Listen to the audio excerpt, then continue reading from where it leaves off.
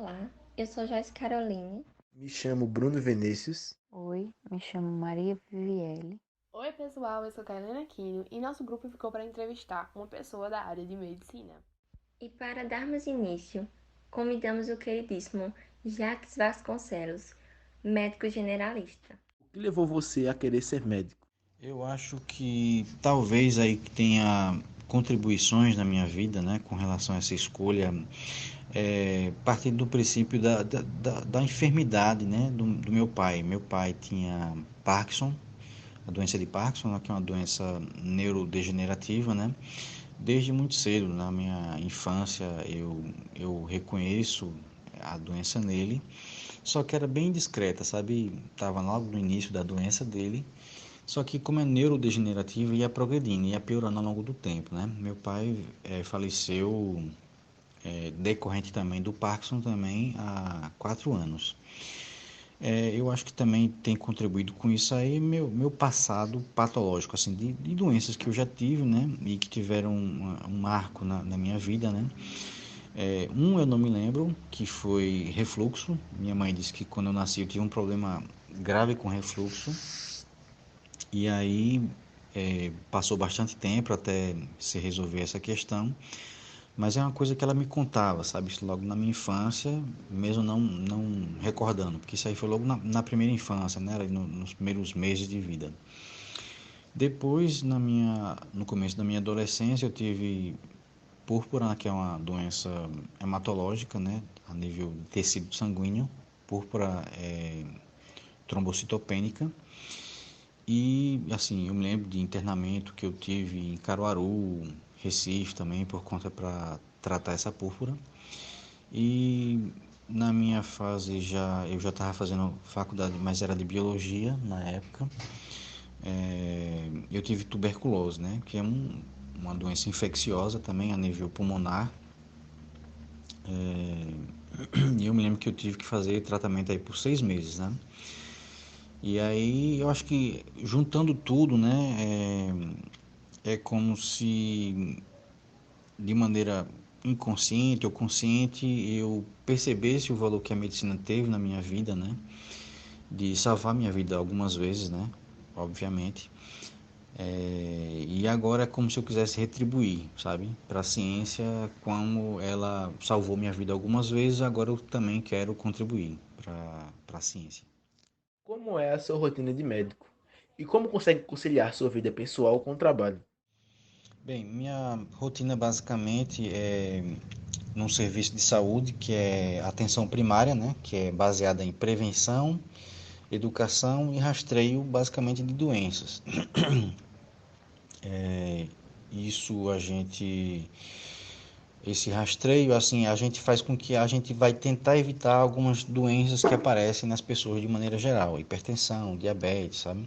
Entre outras coisas aí mais comuns também. E se adoecer, a gente vai evitar a progressão, né, a evolução dessa doença para casos mais graves, né? E se também tiver a evolução, a gente vai evitar mais sequelas. E das sequelas a gente vai tentar evitar quadros mais graves e o desfecho que é a morte, né, provocada por algumas doenças dessas aí. E esse é um ambiente de trabalho que eu escolhi para mim, né, longe do estresse das emergências, né, da insônia das emergências, né, porque a emergência é um outro setor de serviço, né? Mas ali é um trabalho mais estressante, mais corrido, né? Os profissionais da emergência não têm horário para se alimentar, basicamente, não tem hora para dormir. E aí é aquela coisa, né? Eu prefiro trabalhar numa coisa que eu sou coerente comigo próprio, né? Eu mando as pessoas se cuidarem, eu também tenho que me cuidar. E aí é uma escolha que eu tive na minha vida, né? Basicamente isso daí. E como conciliar a minha vida com a questão pessoal do trabalho?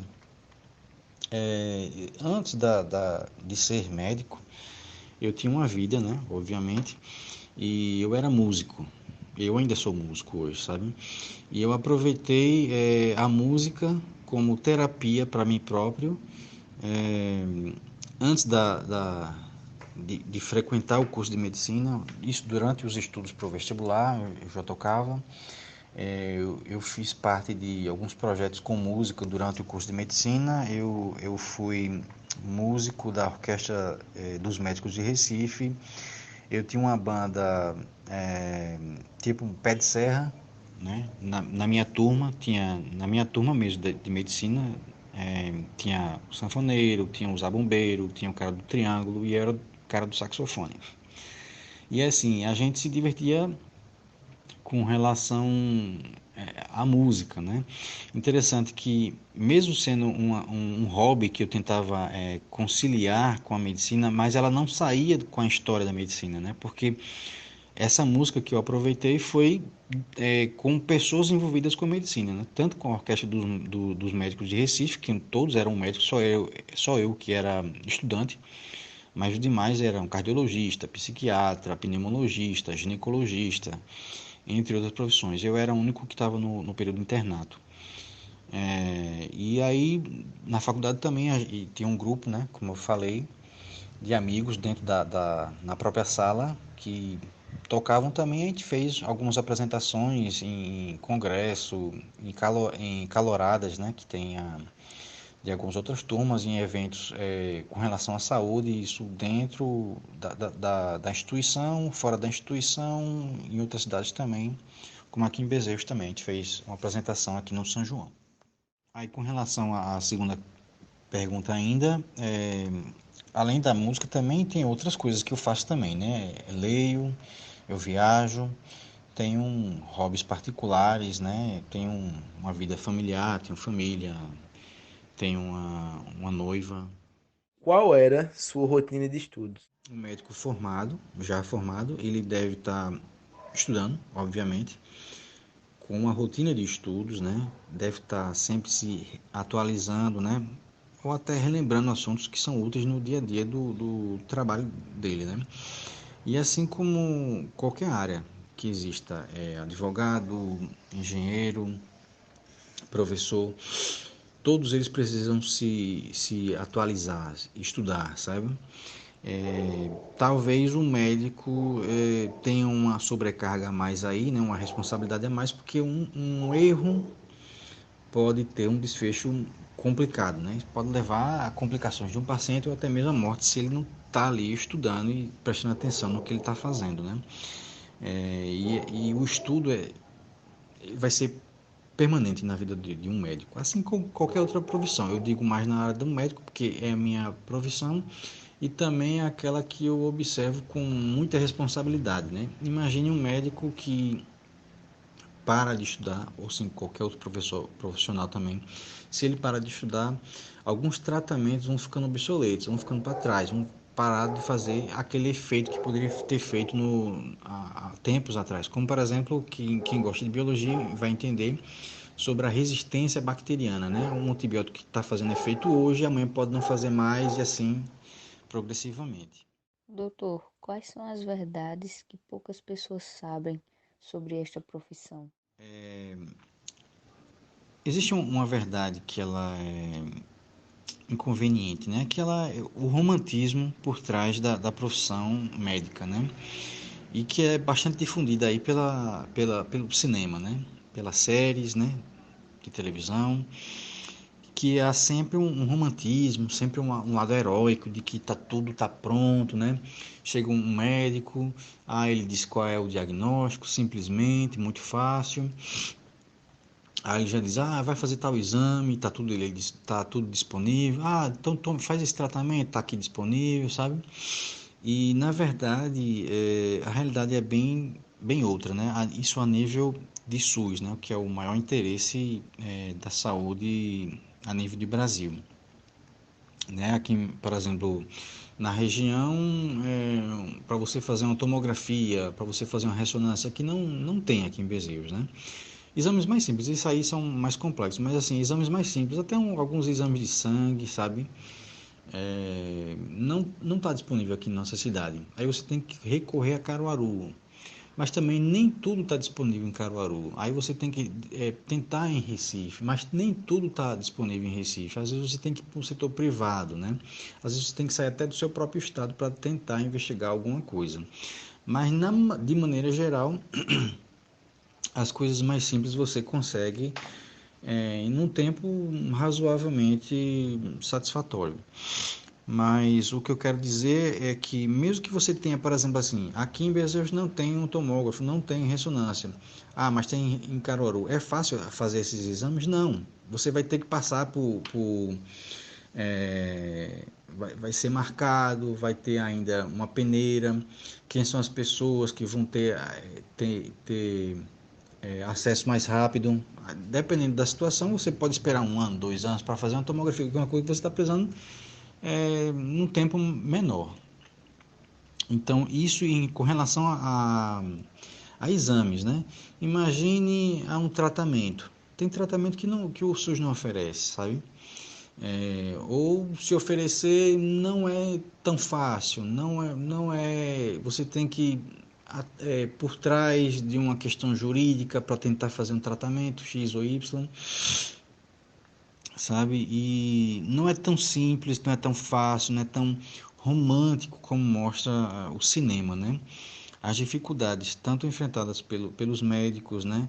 Pelos setores, né? Os serviços em si não é tão simples, né? Os tratamentos, acesso ao tratamento não é tão simples, né?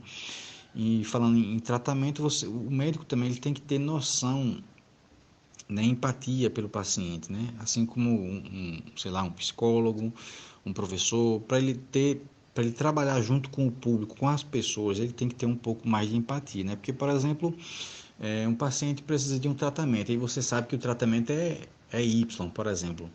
Aí você vai indicar para ele, mas você tem que saber para quem você está indicando, porque de repente ele não tem condição de comprar aquela medicação. Às vezes você vai ter que recorrer a um tratamento não tão eficaz, mas que esteja na condição daquele paciente específico, né? Por exemplo, um paciente do SUS chega precisando de uma medicação e eu sei que o custo dessa medicação é 5.000 por mês. Eu posso passar essa medicação? Não, eu tenho que recorrer a uma coisa mais simples, sabe?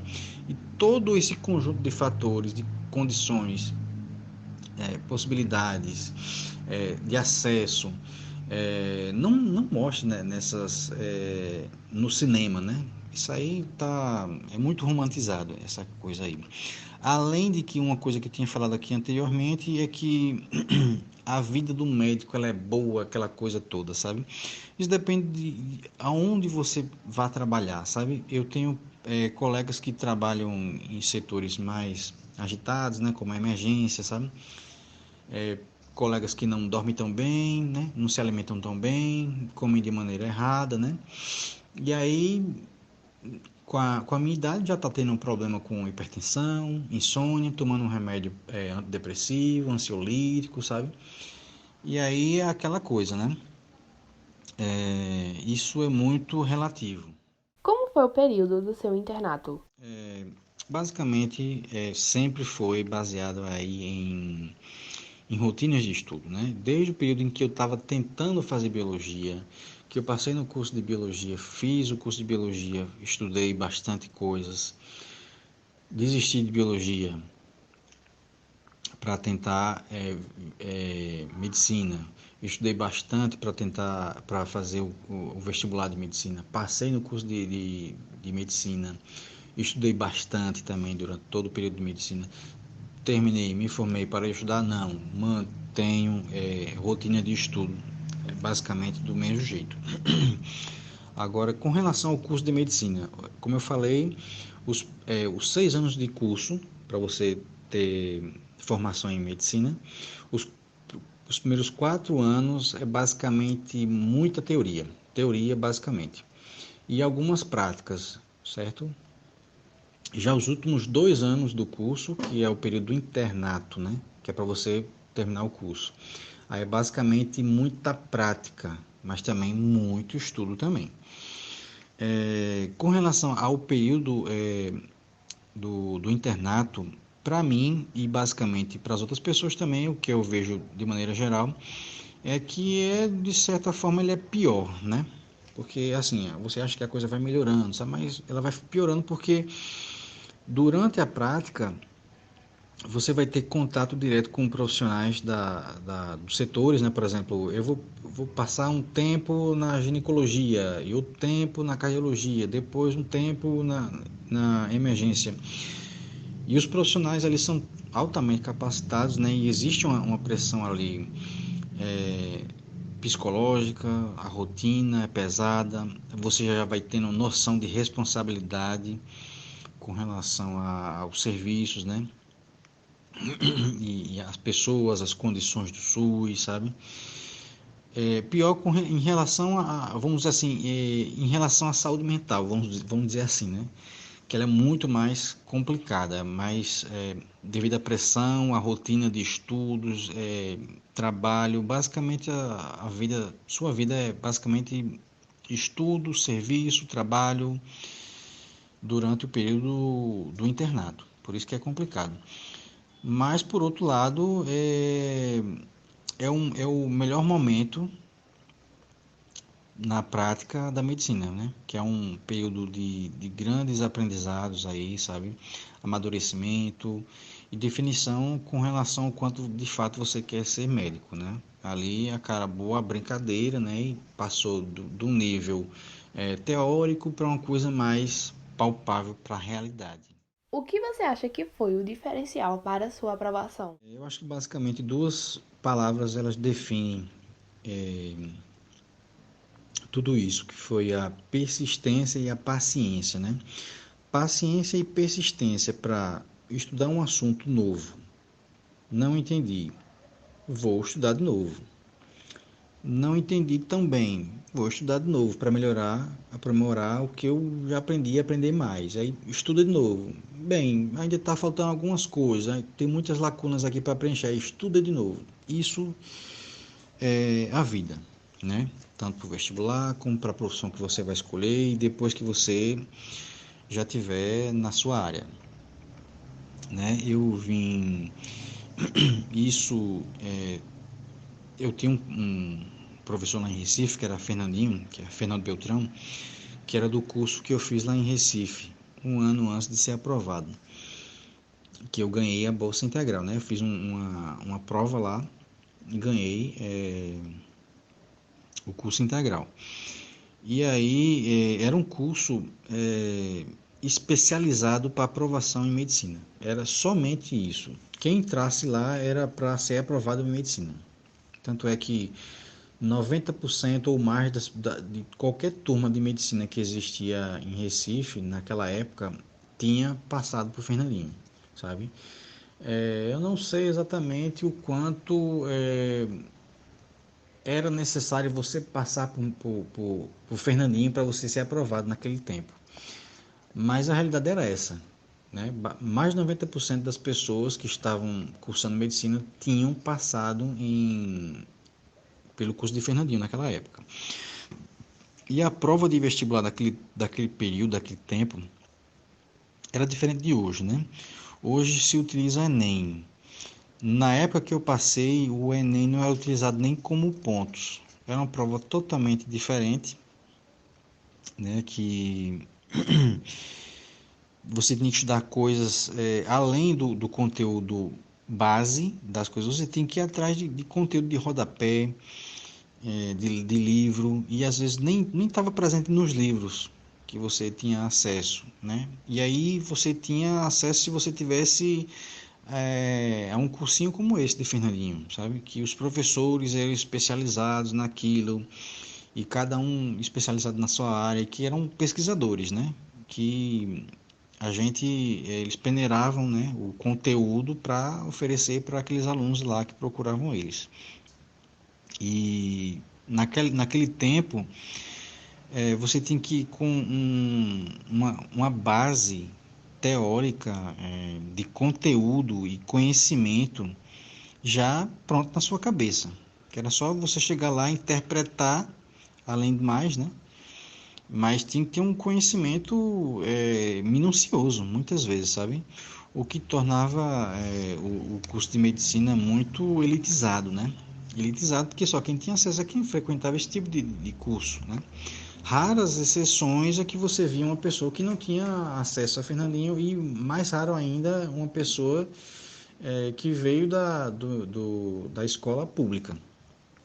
E hoje em dia democratizou mais, né, essa questão do conhecimento. Em qual faculdade você se formou e como foi o processo até a sua formação, doutor?